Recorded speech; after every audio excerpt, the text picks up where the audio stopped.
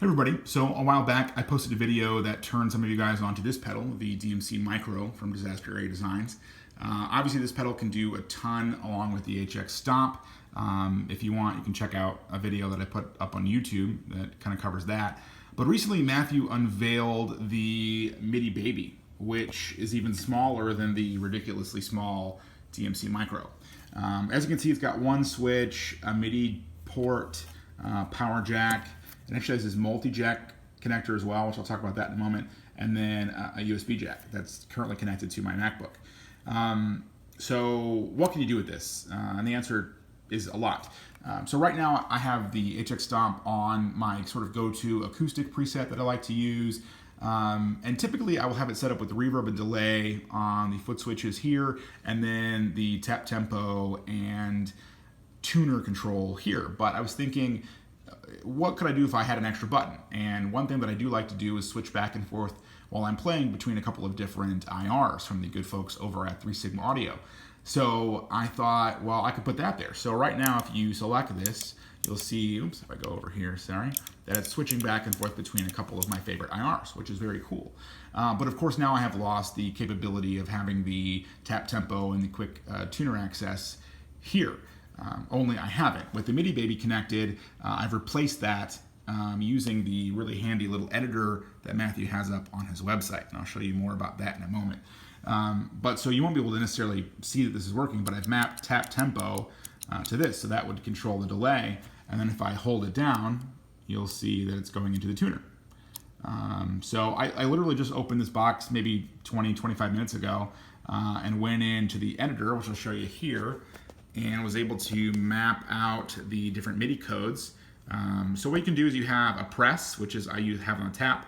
You have a hold, which I have connected to the tuner, and then there's even a third option, like a long hold here, that I could have if I wanted to. And the nice thing is you can actually select the duration of the hold and the long hold. So the hold I have is just at a half a second, but if I wanted to take that up to a full second or 2 seconds or whatever, that's completely optional. So as easy as just going to the owner's manual here and kind of looking through the various MIDI codes and then coming over here and mapping those in. So when it came to do the tempo, you just hit edit and then CC toggle.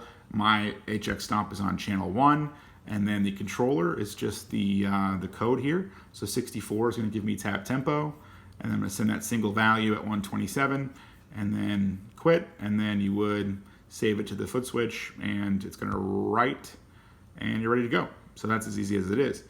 To show you something else that's just easy, one of the things I like to do is use a MIDI controller to switch back and forth between snapshot mode and,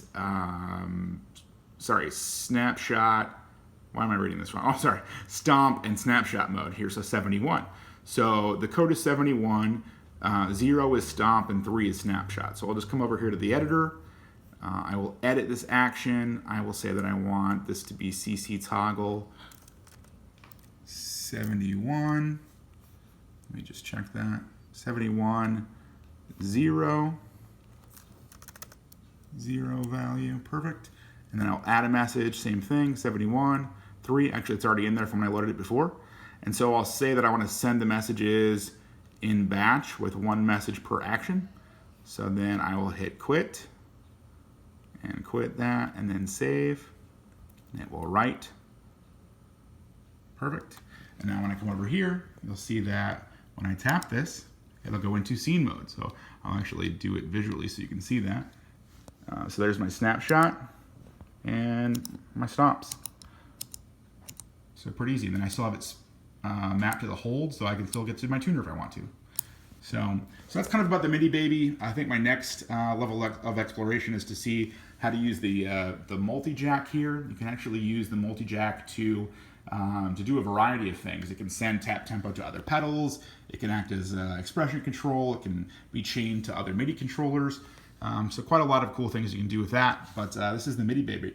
If you haven't really taken the full plunge into MIDI controllers, this might be the one for you. It's cheap.